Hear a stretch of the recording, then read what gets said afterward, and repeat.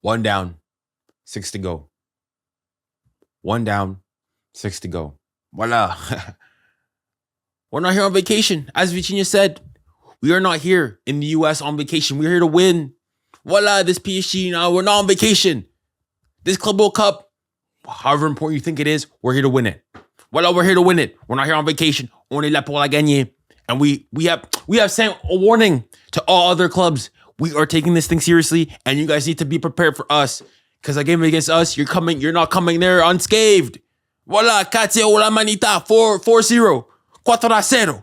4-0 against Atletico Madrid. And first and foremost, it's good revenge for the group stage, because people said, especially the first people I'm going to go in and trash is these Barca fans. These Barca fans. And before I even say anything, this Club World Cup, I want it to be let known that the only reason you see Atletico Madrid that are there, it should be Barca. And the only reason it's not Barca is because we PSG, we beat you guys 4-1. How did you guys gone through and beaten us last year in the Champions League? You guys would have been here and would have been us against you. But you guys couldn't hack it. 4-1. 4-1, we beat you. Atletico Madrid finished ahead of you in the coefficients, which is why we go through which is why you guys are sat at home on the sofa watching this game. But anyways, that's a side tangent. It's not a side show. We're continuing on the Barca thing. Because all these Barca fans are just going and saying, yes, PSG, the group phase of the Champions League, we had more difficult opposition. We played Atletico Madrid. Y'all were the first thing I said, oh yeah, but we played Atletico Madrid as well, and we beat them. First and foremost, you guys played them 4 times last year. And one of those times, you guys lost in the exact same manner as we did in the group phase. You dominated the entire game, dominated whatnot, scored twice. Scored first, they came back, scored 2, won at the last minute. Same thing as us. But okay, voila, I said we played them once, we played them again 4-0. Voila, even you guys didn't beat them 4-0. Even you guys didn't beat them 4-0. Voila, and what now? Nothing more to say. Voila. From a PC perspective, it's a great win. Honestly, I'm going to go and say, we didn't even play at our best today. We didn't even play at our best. We did not even get out of second gear. That's how controlled, composed, and that's how domineering we are. The same thing again. Kickoff. We have the ball. We're giving it straight to you. Why? Because we know we're getting it back. We're getting it back. We're saying we're being merciful. We give you the ball. Kick it out to your end. Where they're on you. The press. People have not seen a press this pressing since the Gegenpress of prime club Liverpool. This press is too pressed. La pression, le coup de pression qu'on leur met, c'est trop. Mais voilà. And mind you, let me say it again. We won this game. We won this game without probably some of the two most important players on our team. Our best player, Ousmane Dembélé, Ousmane Dembélé, Ousmane Ballon d'Or, Dembélé Ballon d'Or, not even in the squad. And Bradley Coca-Cola didn't even make an appearance. We didn't even need them. And you know what? On top of that, again, for the Barca fans, because when you guys play Inter, that first line, you guys said, oh, we played 120 minutes against Madrid. Oh, we were tired. This, that, and the other. Guess what? Désiré Doué, Vitinha, João Neves, Nuno Mendes, Fabiano Ruiz, all these players played 120 minutes or played extensive minutes in the Nations League. Flew 12 hours to Los Angeles less than a week ago. Let it be said. Let it be said, less than a week ago and whatnot. But it don't matter. No excuses. Unlike you, we're not excuses FC. We're not excuses FC. We still went, smacked them 4-0. Voila. Et les gars, what more to say? Les gars, on est la meilleure équipe au monde au moment. At this moment, at an instantaneous moment, we're the best team in the world. But obviously, voila, we need to stay humble. Job's not finished. Well, as I said before, job is not finished. One down, 6 to go. The plan for this tournament is not only to go and win every single game. That's the plan. That's what we need. We need to set it high.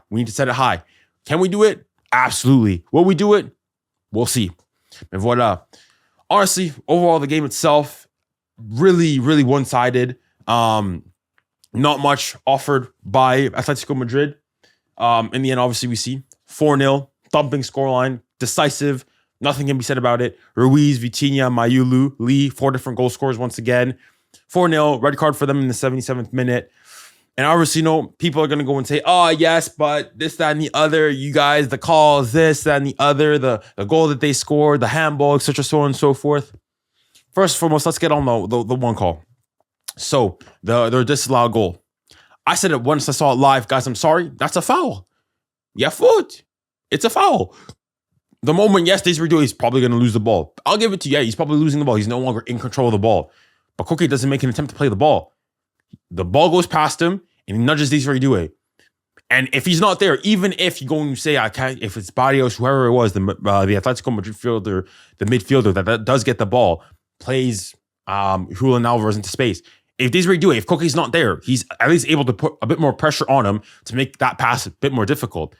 So either way you win. For me, that's a foul. No question asked. But you know what? Let's give you that goal. Let's say that goal counts. It was what? 3-1 at the time. Okay, pas de problème. Then you go and say, oh, the Nuno Mendes handball, etc., so on and so forth. First and foremost, it's not a guarantee that you guys go and score. I thought you go and score from that. But you know what? Let's go and say they do. Even on that one, I still think there's a foul on Nuno Mendes. That wasn't even given. But okay. Well, let's say you guys go and score on that one. 3-2. And what? And what?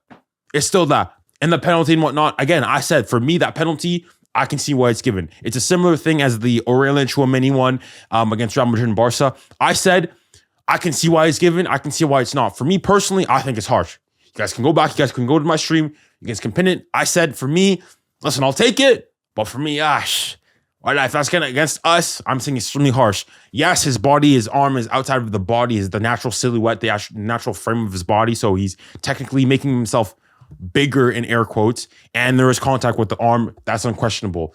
However, I think the proximity of how close 𝙎𝙊𝘾𝘼𝘼 is, there's not much he can do there.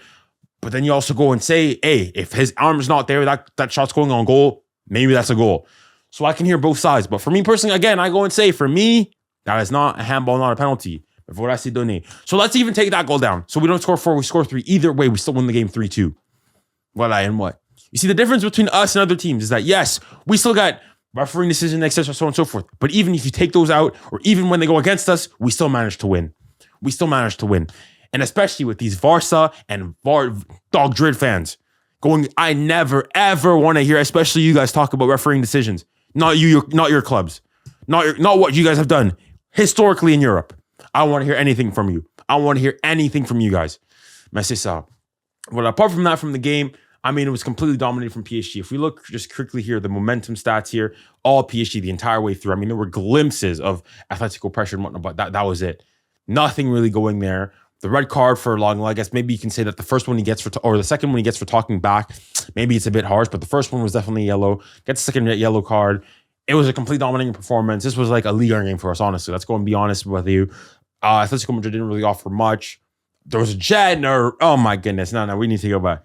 Generational miss by Sorloth. Oh my gosh. I thought Saka's miss against us was bad, but this miss was generational. And the thing is, if they score that, I think it's 2-0 at that point. If they score that, it makes things interesting. It really would have made things interesting. But voila. It's us. The pressure, this, that, and the other. I can get it. But yeah. But other than that, yeah. Controlled performance by us. Fabian Ruiz. First and foremost, I'm saying Fabian Ruiz. Señor Fabian Ruiz Peña scores the first goal for us after a good little interplay between Desiree Doué, 𝙬𝙬. 𝙬𝙬 sets it off for him. 𝙬𝙬, by the way, what a performance by him.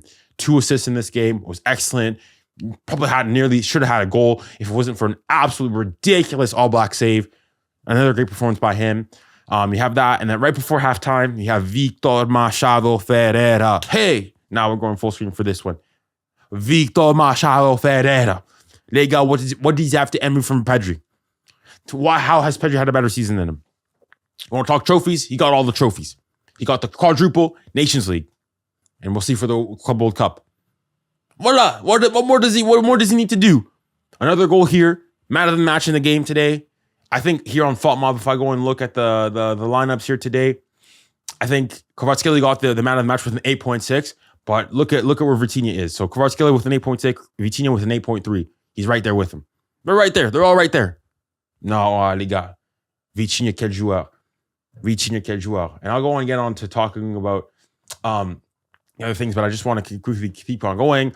Afterwards, second half, honestly, didn't really do much more. And there were some scares. There were points in that game where I would definitely go and say that Atletico Madrid did, I want to go and say, pose a problem to us and scare us a bit, in the sense that the game was a lot more open, which is not the style of play that we necessarily like. But yes, the game was a lot more open and things were rushing a bit more. But we managed to stay sharp, keep clean sheet and whatnot, and then 𝙀𝙊𝘾𝘼𝙎 scores, and then we get the penalty and we close the game off 4-0.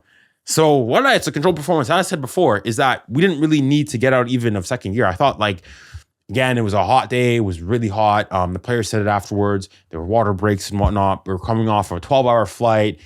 A couple of weeks ago, you were in a Champions League final. There's some of the highs of that.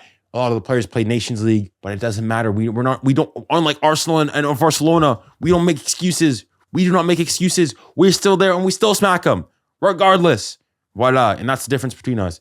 Even just statistically, you go and you look, 74% possession. I heard some places as high as 77, whatever it was, 70% possession against 23, 2.21 XG to 0.89. And that 3/4 of that is from that sort of lot miss. 16 shots, 11 shots on target, 4 big chances. Voila. See, it's the decisive win. There's only one team in that. So, and again, we're going to say again, against the two best, technically, statistically, against two of the best defenses in Europe. In Europe this season, voilà, il faut le dire. We scored 9. In 2 games, our last 2 games, we're averaging 4.5 goals a game. Not against fodder Liga teams as people want to go and say, oh yeah, it's nice to do it in the Liga. No. Against Atletico Madrid and Inter Milan. Now what are Barca fans going to go and say? What are the fans going to go and say? It was a boring game. Voilà, because there's only one team in it. Is that what they're going to go and say? Voilà, parler là maintenant. 4.5 goals. Voilà, 4.5 goals. Barca, it took you guys, 2 legs to score 6? In 2 games against Inter Milan and Atletico Madrid, we scored 9. 9 goalazos. Cindy Mailu with 2 of them. Voilà, Liga. Voilà. You know, sometimes, that's what I'm going to say. Sometimes people don't want to give us our flowers. That's okay. That's okay. Stay mad. But yeah, going on to individual performances today. Starting from the back, Donnarumma, I don't think really had much to do. I think he had 1 save to make the entire game. Yeah, 1 save to make. Didn't really concede any chances, 7.2. I thought his distribution was fine. He had that one slight scare and one cheeky moment where, you know, he does a curve turn against Alvarez. Hey, it worked out then, but I don't want to be seeing too much more of that. Okay, Donnarumma, grande Gio, but voila. Gio tranquilo. All right, calm down. We don't need to be seeing that showboating and whatnot. Okay, we were winning at the time, but voila. So long as they don't go in like that, je suis content. But yeah, great performance from Gio. No issues there. The backline, Pacho, I thought he was excellent. No issues there. William Pacho was the most accurate passer with 99% pass accuracy, so he must have missed 1 pass. Again, Marquinhos again, 7. I thought he was good. The yellow that he got, I mean, I'll probably takes him down a bit, but I thought it was a great yellow to go and take. I thought he goes on the counter. You got Julian, who's really rapid, could potentially do you some harm there. Goes, fouls him, takes the tactical yellow. That is where experience comes in. And that's why for me, he needs to still be in the squad. Especially not only that, I think for me this season, or this upcoming season now, because it's kind of weird where we are. But for this upcoming season, I think we could see a next level Marquinhos, because now Marquinhos doesn't have the pressure of, I need to win the Champions League. He's done it. He's lifted the Champions League. He was there in the big moments. I think now we're going to see a Marquinhos, probably a prime Marquinhos. But anyways, grande Marquinhos. And then fullbacks, Nuno Mendes. Oh, where do I get? I think, you know, I can't even do them isolated. Nuno Mendes and Achraf Hakimi. Voilà, les gars. I'm going to go and start saying, I might say something crazy. I might say something absolutely crazy. Guys, are we not potentially, not just for this season, but potentially all time, one of the best fullback pairings ever? Voilà, je le dis, j'assume. Ever. We ever, not just this season, because this season is clear. No team has 2 better fullbacks than us, but ever. Voilà, I think the only people that can start looking us eye in the eye is what? Dani Carvajal, Marcelo, and what? Dani Alves and Jordi Alba. And honestly, ça stop. Ça se tape, because you think, I think Hakimi's on something like 25 GA as a fullback, has 9 goal contributions in the Champions League, more than Barca's little darling, Lamine Yamal, more than Haaland, more than Mbappe. I think similar stats for Nuno Mendes. I think he's got 8 GA as a fullback, mind you. Les gars, what more do they need to do? Explain to me, how does Hakimi finish behind Lamine Yamal in the Ballon d'Or rankings? What more does he need to do? How does Nuno Mendes finish behind him? You want the trophies? He's got the trophies. You want the performances? He's got the performances. You want the GA? He's got the GA. Les gars, what more? Les gars, je lâche ces dingueries. Je lâche ces dingueries ou pas? Achraf Hakimi, the 3rd best ever right back to play the position. The only people ahead of him, Dani Alves, who I had the pleasure of seeing, great defender. I have him ahead of him. And Cafu, who is slightly before my time, but I recognize his greatness. Bar that, who's above him? Dani Carvajal? No. Philipp Lahm? No. Nope. Voila. Next on, going into the midfield. Fabian Ruiz. No, again, why do I keep saying this? Senor Fabian. I've heard rumors and murmurs of Saudi Al Nasser, this, then the other. Fabian, you were saying right put. I am on the hype train. Je pousse la propagande. Fabian Ruiz, top 30 Ballon d'Or. He needs to be there. He needs to be there. Voila, Fabian. You made me shut up. And I'm happy. What up? Because I was on the chop. I was like, hey, you need to leave the club. Fabian, you have a place. If you want, I'll even help pay for the mortgage of your house in Paris. Fabian, what a player. Fabian, what a player. Honestly, he's not flashy. He's not the most aesthetically pleasing player to watch. He doesn't give you eye candy or whatnot. But his positioning is elite. And now you're seeing he's scoring goals against Arsenal. Crucial goals. Arsenal to go. You were struggling at that point. You're going through waves of pressure. Scores the goal to put you 2-0 up on aggregate. This game, KG, obviously, you were dominating the play and whatnot, but scores the goal to put you 1-0 up. Opens the scoring for you in the counter in the Club World Cup. Voilà, Fabien, quel joueur. And then, wow, there you go. Voilà. Je dis quoi? Voilà.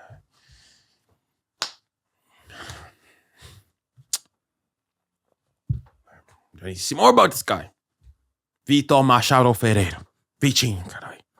Vitinha, carai.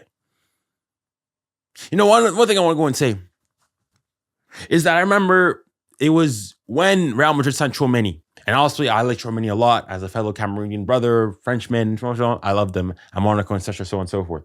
But obviously, he decided to go to Real Madrid, and nothing old against him. That's his club of his dreams. No issues there. But when we got Vitinha, people, Vitinha, this guy, bust at Wolves, plays in the Portuguese league, this and the other, voila. First season started off really, really well, but then sort of tailed off and whatnot. And then last season, obviously, had a great, ridiculous season. Finishes, I think, top 3 in the Ballon d'Or. And now this season, voila, Vitinha. To the point where now, Real Madrid fans are saying, Papa Perez, bring out the credit card. Bring out the credit. And this is another thing I want to go and say.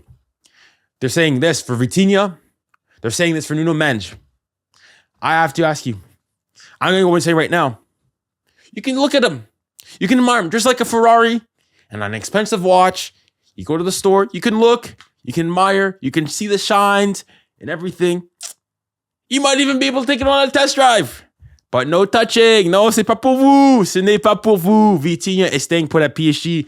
Nuno Mendes is staying put at PSG. They all signed new contracts. This season? They're staying put. Why would they leave? Why would they leave a stable environment that they know they're at a club where they're loved by the fans, loved by the board, loved by their fellow players? They're staples of the squad, integral to the squad's success. We're there for the first ever Champions League. Integral players. If you go to Madrid right now, let's say even if you go, you're successful, you go and you win a couple Champions League and whatnot, you'll be one of many great midfielders, fullbacks who have gone through Madrid. For Nuno Mendes, you'll be one of great, Roberto Carlos went through, Marcelo went through, but he'll be another great left back at Real Madrid. At PSG, you can be a club legend. The best ever left fullback at PSG. Yeah, probably already is at this point. The best ever left back at PSG. Vitinha, the people already put in the conversation. Is he better than Verratti? 3 seasons at the club only. 3 seasons at the club only. They're not leaving. That's all I'm going to go and say. And obviously, I can't talk about Vitinha without talking about his Portuguese double. João Neves, another player. What a player. 20 years old again. Ils sont pour nous là. Not only that, you see they enjoy the place, they enjoy Paris, they're speaking the language. Quel joueur. What players. Des joueurs fantastiques. But moving on, 𝙀𝙁 for me, honestly, my Jordan soldier. My Jordan soldier. People said that he would fly. I can't believe people genuinely said that. He would flop at PSG. Where are all those people now? Where are all those people now? Oh, I want those people, all the people that said that 𝙀𝙁 would flop at PSG. Where are you guys now? Voilà, revenez maintenant. Come back. You guys owe him an apology. You guys owe PSG an apology. You said, he's going to a wash league. He's only going to make money. Voilà. Still got his medal for the Scudetto for Napoli. Comes to PSG, wins Ligue 1, wins the Coupe de France, and wins the Champions League. Scores a goal in the final. Generational performance again here today. Fought mob with the man of the match with an 8.6. 2 assists in this game. Should have had a goal, honestly, if it wasn't for a ridiculous All Black save. What a performance by him. And the one sore spot, unfortunately, today, I think is Gonçalo Ramos. I don't think he had a great performance today. I think didn't offer much. Had some shots with his left foot, just went waywards. Didn't offer much. The playoff, I just think, voila. If there's it's complicated because, unfortunately, even for Gonçalo Ramos, he's great coming off the bench, I feel, but I don't think he's a starter. I don't think, obviously, he's still really young, only 23 years old, so there's still time for him to mold and to develop. But I just don't think him currently, and even going into next season, I don't think he can be a starter for PSG. So, I mean, I think if a club comes in with a good offer for Gonçalo Ramos, I'd be open to selling him off. But he's still a fantastic player, and I think he's a good role coming off the bench. But you can really see the difference between having Gonçalo Ramos on instead of Ousmane Dembélé.